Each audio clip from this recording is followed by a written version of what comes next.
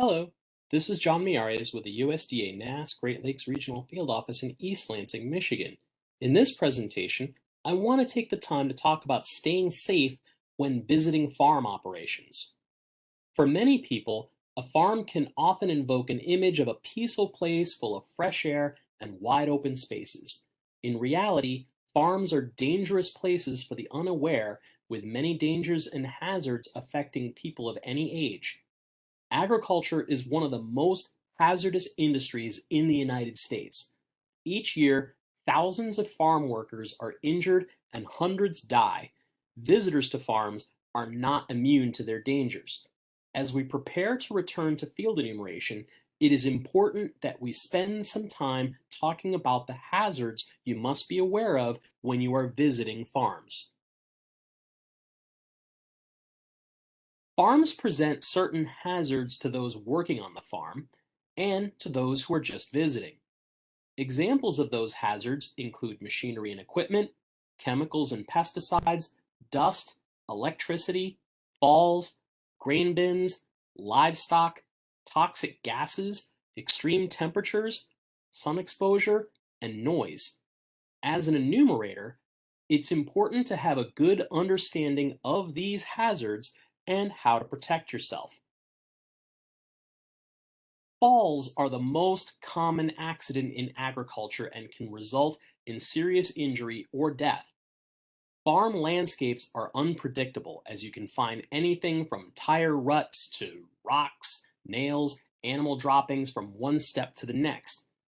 Be cautious whenever you're entering a barn or other buildings.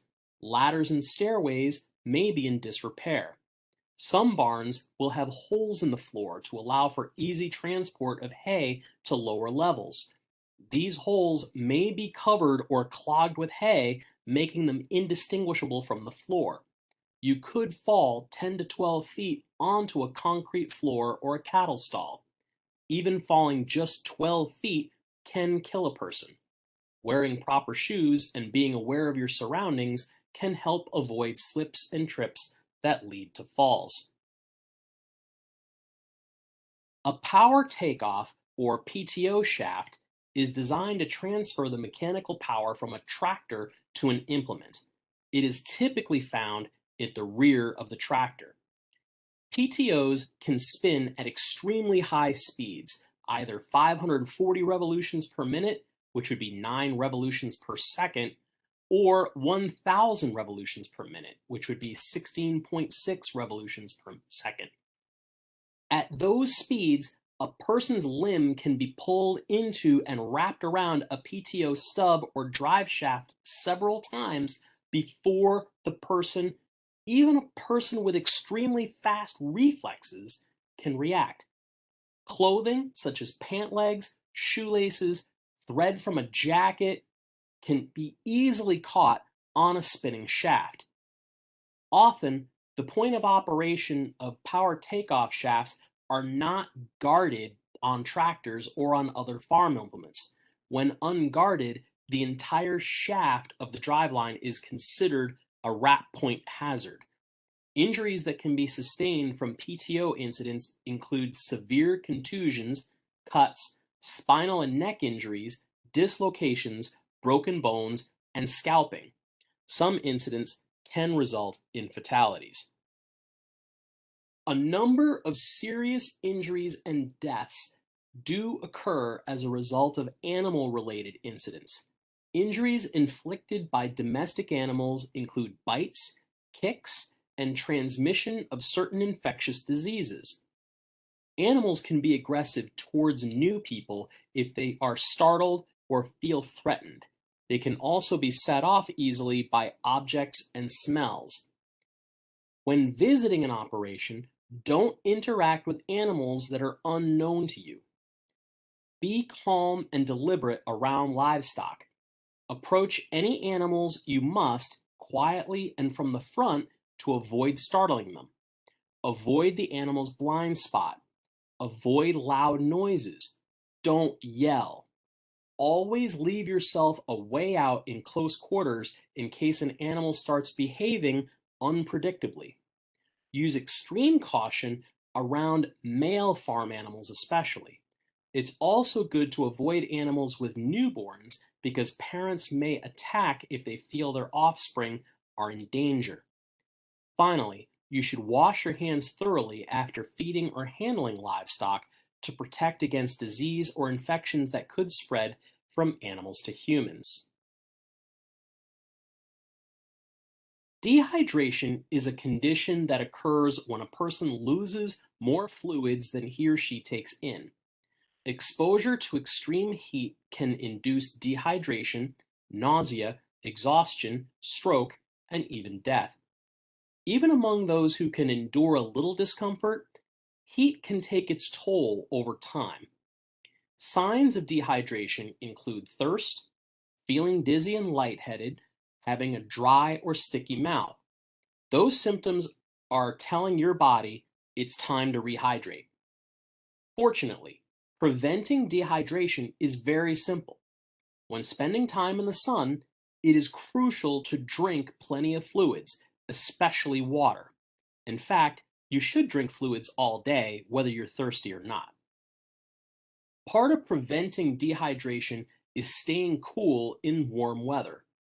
Dress in light colors and wear loose fitting clothing. This will keep you cooler and cut down on sweating. Hats are also good for keeping the direct sunlight off of your head and face. Sunglasses can be used to protect your eyes from harmful UV rays. Also, don't forget to use sunblock. Long sleeve shirts and pants can also be a wise idea. Avoid being in the fields during the hottest times of the day. When possible, schedule your most active outdoor work when the sun isn't as strong, such as the early morning or the late afternoon. The sun is the strongest between 10 in the morning and 2 in the afternoon. Some crops also can create humidity, which can be dangerous on a hot day. To wrap up, if you notice even the slightest signs of dehydration in yourself, stop and replenish your fluids right away. Driving on rural roads is very different from driving in the city or in a large town. Rural roads have many challenges.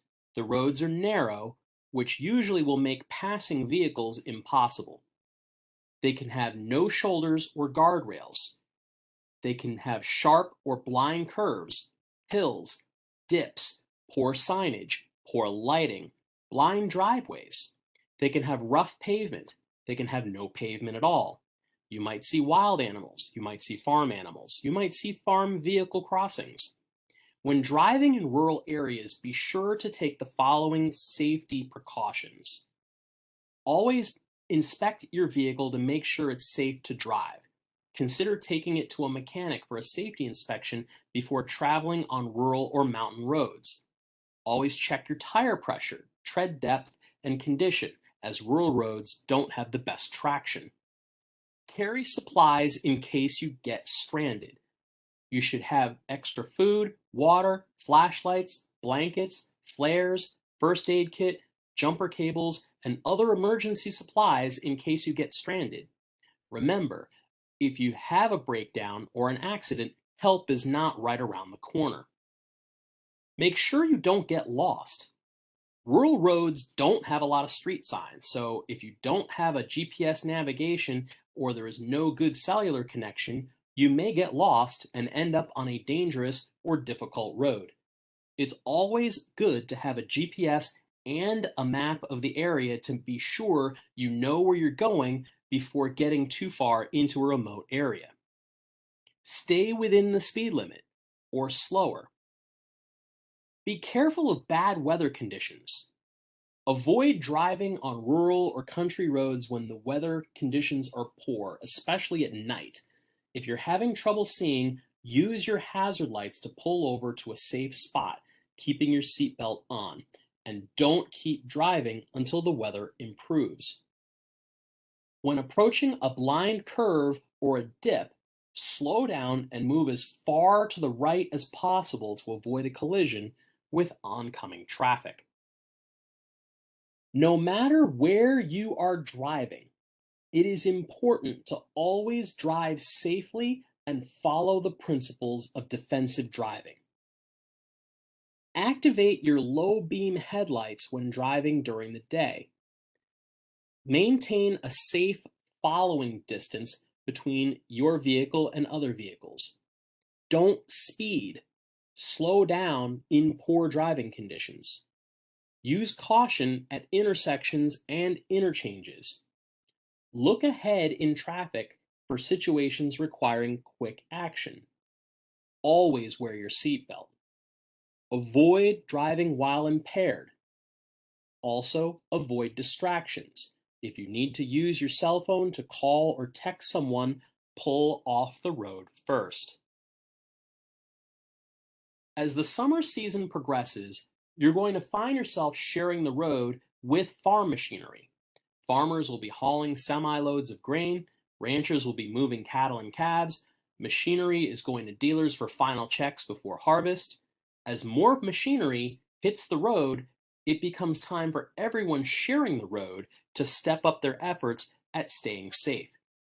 If you are sharing the road with farm machinery operators, take the extra time to drive defensively and safely.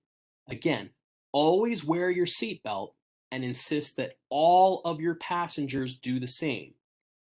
Follow the speed limits on rural roads. You may only have 3 to 5 seconds to react if you come up on a tractor moving at 24 miles an hour going around the bend. Be patient when following a slow-moving vehicle. Watch for driveways where they might unexpectedly turn in or turn out. Beware of the road conditions, including soft shoulders, narrow bridges, loose gravel, and blind intersections. Remember, the large size and extreme weight and power of large farm machinery can magnify the destruction that can take place if a collision occurs.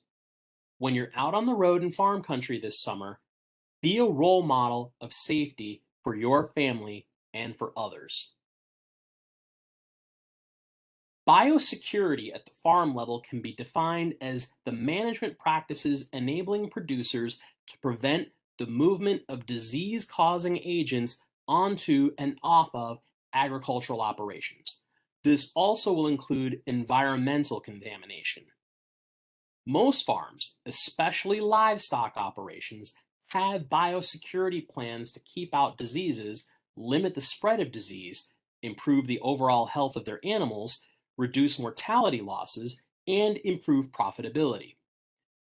All visitors need to understand the possible risk they present when entering a farm, what the farmer expects from them, and what precautions need to be taken between farms that are visited.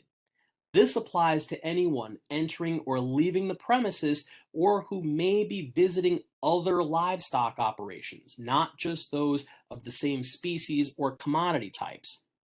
Visitors can unknowingly bring harmful agents onto a farm via contaminated clothing and footwear or equipment and vehicles. The risk is increased with visitors who regularly go from farm to farm, like enumerators, as part of their employment or routine. Enumerators need to respect operators who don't want outsiders on their operation for fear of disease contamination. All visitors, farm owners, and their employees have a shared responsibility in biosecurity. Visitors need to be aware of that farm's level of biosecurity and follow their recommendations. Visitors must be prepared to accept all reasonable directives from the farmer when visiting his or her operation. All visitors should make an appointment so that both parties can make the best use of their time. The visitor should ask the farm operator about his or her biosecurity protocols and any special measures that must be taken. If this is your first visit to an operation, you may want to go with your supervisor or some other enumerator who has been there before, who knows the layout of the operation and the concerns of the respondent. You may have to set up an off-site interview or a telephone interview. Expect to see posted warning signs and locked buildings. Be prepared to sign in to a visitor logbook. You may be asked where else you have been today. You may not be permitted on the operation, so definitely consider calling ahead before visiting. Chemicals and pesticides used on a farm can be dangerous. One of the main ways chemicals enter the body is through contact with skin and clothing from either handling chemicals or working in fields that have been treated with them. Breathing mist, dust, fumes, or smoke that contains chemicals or pesticides is also hazardous. The restricted entry interval, or REI, is the amount of time that farm workers and others must wait to enter a field after a pesticide treatment. Pesticide product labels include specific instructions for protecting workers and others. For many chemicals, this REI can range from 24 to 48 hours after the application. Organophosphates are pesticides that act like a nerve agent, and they inhibit an enzyme which is essential for normal function in insects, but also they can affect humans the same way. Some common examples of organophosphates used in agriculture include malathion, azinphos methyl, and chlorpyrifos. For fields sprayed with organophosphorus compounds, the reentry interval requires a minimum of 72 hours.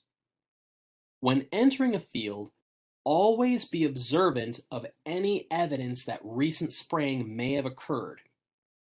If you smell it, don't go in. Also be aware of the signs of pesticide poisoning. Symptoms of pesticide poisoning include headaches, dizzy spells, nervousness, sudden weakness, sick stomach, cramps, vomiting, diarrhea, heavy sweating, breathing difficulty, coma, seizures, and reduction of pupils in the eye.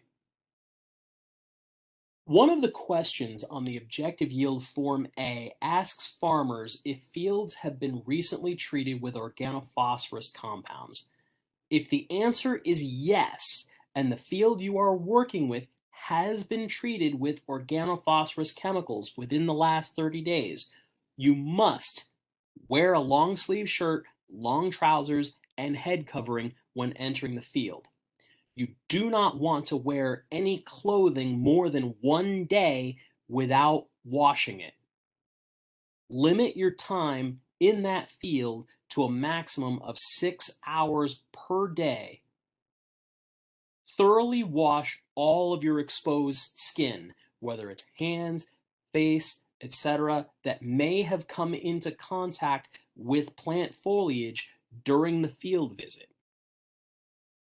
It is vitally important as we head out to the fields to begin work on our objective yield surveys or any survey that brings us to visit farms personally, that we are aware of the potential hazards that can be found when visiting farms and do everything in our power to minimize the risk to ourselves.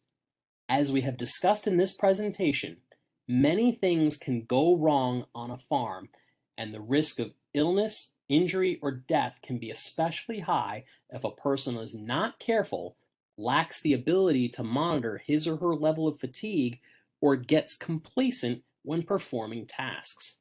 As visitors to farms, we must take the time to recognize all of the hazards that are present, whether those hazards are mechanical, environmental, chemical, natural, or man-made. Visitors to farms need to additionally respect the biosecurity requirements of every farm and recognize that the hazards and risks vary among species and types of operations. How you might interact with one farm might not be appropriate or effective for another. Remember, the health, safety, and well-being of yourself, your fellow enumerators, and our survey respondents must be our highest priority. Thanks for watching, and stay safe.